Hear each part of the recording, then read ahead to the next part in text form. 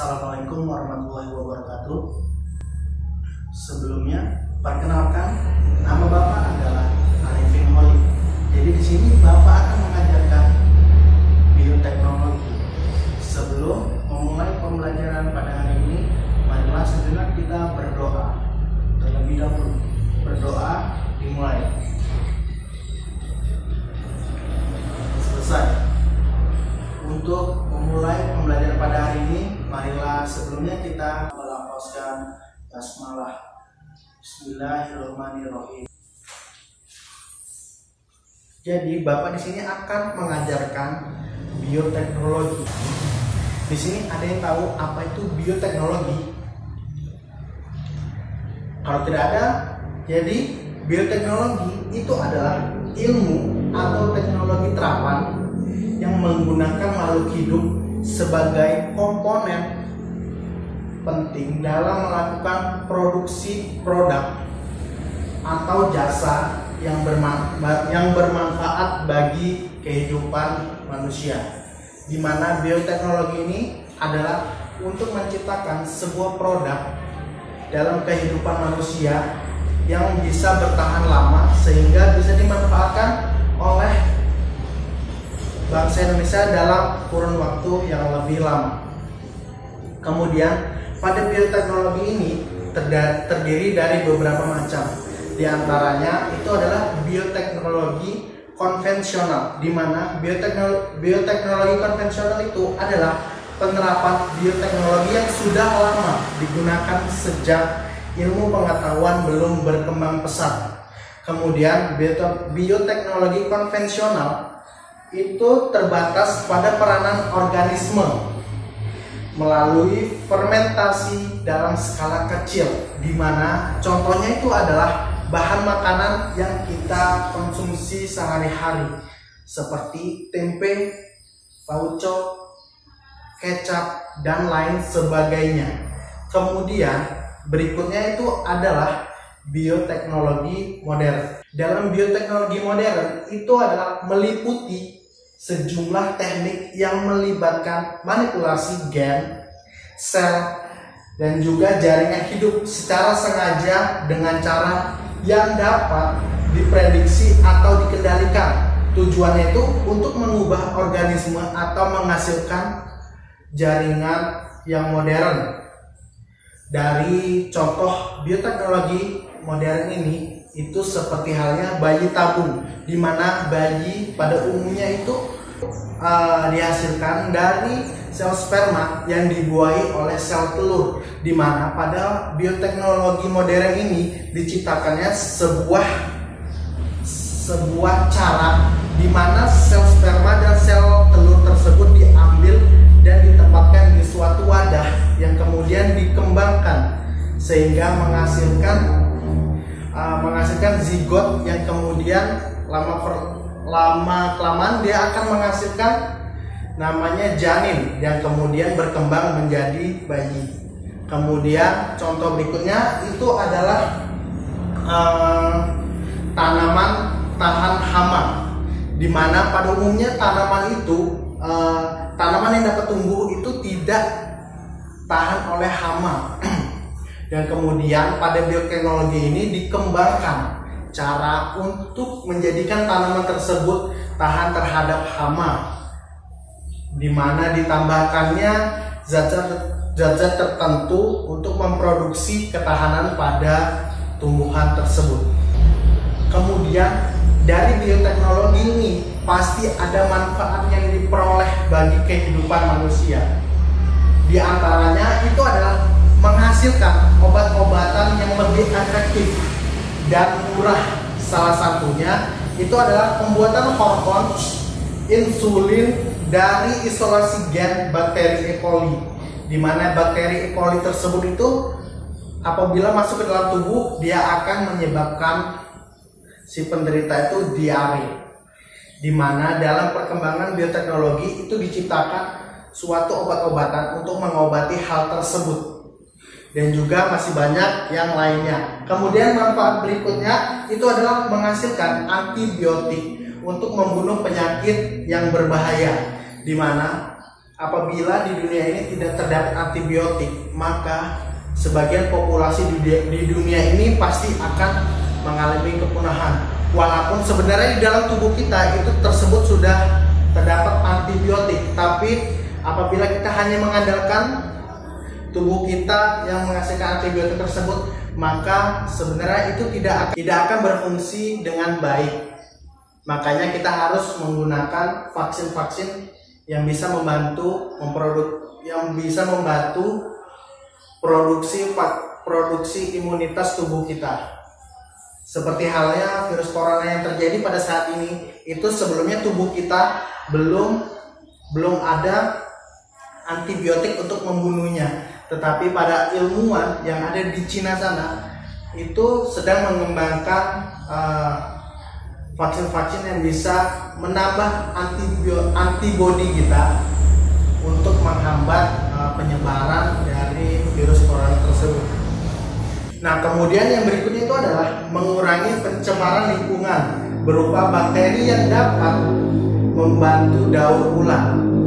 Coba bayangkan apabila tidak ada bioteknologi di kehidupan kita, pasti seperti makanan-makanan itu sebenarnya apabila tidak ditambahkan oleh zat-zat yang bisa membantu fermentasi, maka bahan-bahan tersebut itu sebenarnya dapat menimbulkan perkembangbiakan bakteri-bakteri yang apabila dibiarkan itu bahaya bagi kehidupan manusia. Nah, kemudian manfaat berikutnya adalah meningkatkan nilai gizi dari produk makanan dan minuman, di mana pada awalnya makanan tersebut yang awalnya mengandung protein dan kemudian ditambah oleh zat-zat dari bahan-bahan yang awalnya hanya mengandung kandungan gizi yang dikit, apabila ditambah bahan untuk memfermentasikan bahan tersebut akan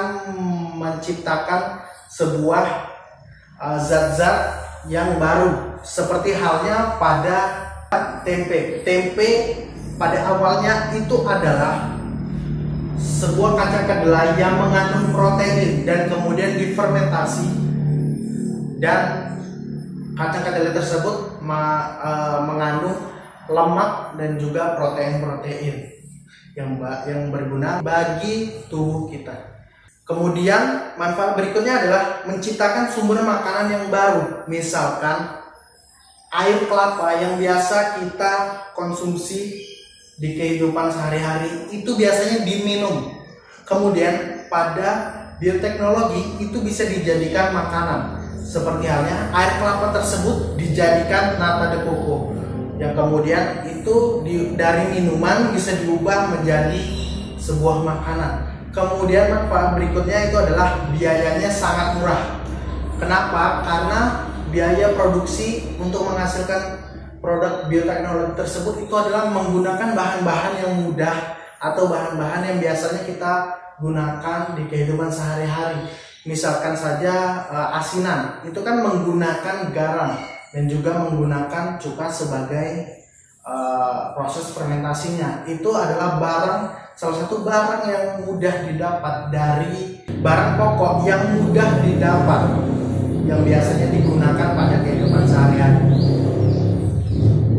Nah, kemudian manfaat dari bioteknologi modern tersebut itu adalah salah satu contohnya itu adalah di bidang pertanian dan peternakan. Bioteknologi modern dapat menciptakan bibit yang unggul, kemudian yang akan memberikan produk bermutu tinggi secara kualitas dan kuantitas, meningkatnya sifat retensi, di mana pada bioteknologi ini pasti mengembangkan bagaimana cara tanaman itu dapat tahan terhadap hama pengganggu, yang kemudian diciptakan agar tanaman tersebut dapat tumbuh secara subur dan juga kebal terhadap penyakit dan lain sebagainya.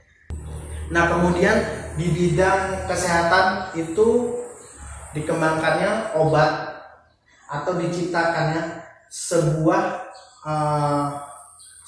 produk untuk orang sakit. Seperti halnya apabila kita pilek atau lain sebagainya, itu seperti diciptakannya tolak angin, di mana tolak angin itu diciptakan untuk meredakan batuk, pilek, demam dan lain sebagainya. Itu adalah salah satu contohnya. Nah, kemudian pada manfaatnya ini pasti ada kekurangannya. Kekurangan dari bioteknologi modern itu adalah ada masyarakat, biasanya masyarakat menganggap bahwa menyisipkan gen makhluk hidup ke makhluk hidup lain itu sebenarnya bertentangan dengan nilai budaya dan melanggar hukum alam. Karena sebenarnya di dalam hukum alam tersebut kita tidak boleh memainkan makhluk hidup yang dijadikan proses uji coba kepada makhluk hidup lain, karena itu sebenarnya adalah melanggar perintah. Tetapi untungnya bagi kita itu adalah karena apabila tidak ada orang yang meneliti tentang gen-gen kehidupan yang diteliti kehidupan lain, itu kita tidak bisa mempertahankan keanekaragaman yang ada di kehidupan kita ini. Seperti halnya apabila kita tidak melakukan uji coba, misalkan kita tidak menerapkan bioteknologi itu, maka akan menghasilkan keanekaragaman yang punah. Tetapi apabila kita menerapkannya seperti halnya koala yang ada di Australia sana yang hampir punah, itu apabila tidak kita kembangkan gen-gennya itu, maka mereka populasinya akan benar-benar punah. Tetapi pada bioteknologi ini kita akan menghasilkan gen yang kemudian dicampurkan oleh gen-gen lain sehingga akan menghasilkan spesies yang hampir sama dengan spesies aslinya, itu melalui bioteknologi modern. Nah, kemudian contoh dari bioteknologi ini sebenarnya ada bermacam-macam, tetapi Bapak di sini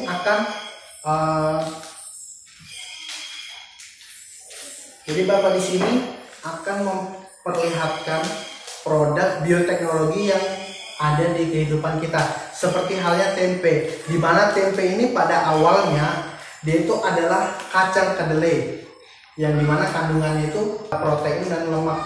Nah, tempe tersebut itu awalnya kedelai yang ditambah ragi, di mana pada ragi tersebut itu mengandung mikroorganisme atau biasa disebut Rhizopus sp, di mana Rhizopus sp tersebut akan mengubah protein kompleks kacang kedelai yang sukar dicerna menjadi protein sederhana yang mudah dicerna karena adanya perubahan-perubahan kimia pada protein, lemak, dan juga karbohidrat. Sampai di sini ada yang ingin ditanya? Apabila tidak ada yang ditanyakan, Bapak rasa sudah cukup. Marilah untuk menutup pembelajaran pada hari ini kita melafazkan hamdalah, alhamdulillahirabbil alamin. Bapak rasa sudah cukup, Bapak akhiri. Wabillahi taufiq wal hidayah. Wassalamualaikum warahmatullahi wabarakatuh.